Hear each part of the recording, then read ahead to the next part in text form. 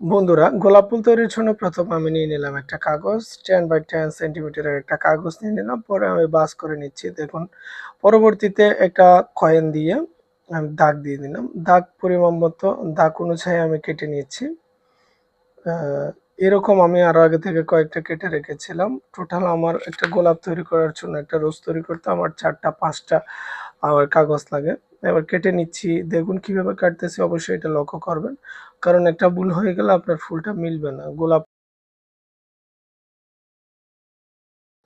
দেখতে থাকুন, আমি কেটে নিলাম।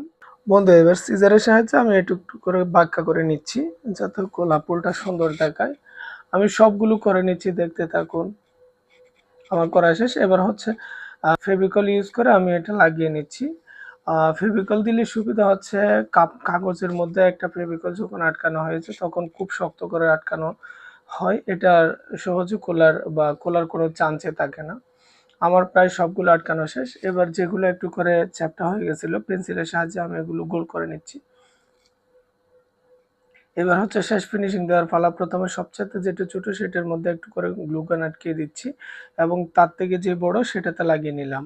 পরবর্তীতে তার থেকে আরেকটু যেটা বড় সেটাতে লাগিয়ে নিলাম এবং সেটা আবার তার থেকে একটু যেটা বড় সেটাতে লাগিয়ে নিলাম। এভাবে আমি একটার পর একটা লাগিয়ে নিচ্ছি বন্ধু। দেখতে থাকুন।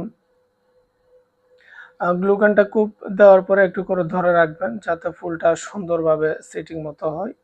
দেখুন, আমার খুব সুন্দর একটা গোলাপ তৈরি হয়ে গেল খুব সহজে। ১-২ মিনিটের মধ্যে একটা গোলাপ তৈরি হয়ে গেল। দেখুন কেমন হয়েছে অবশ্যই জানাবেন। আজকে এ পর্যন্ত। অন্যদিন অন্য কোনো ভিডিও নিয়ে আপনাদের সামনে হাজির হব। সকলে ভালো থাকবেন। আল্লাহ হাফেজ।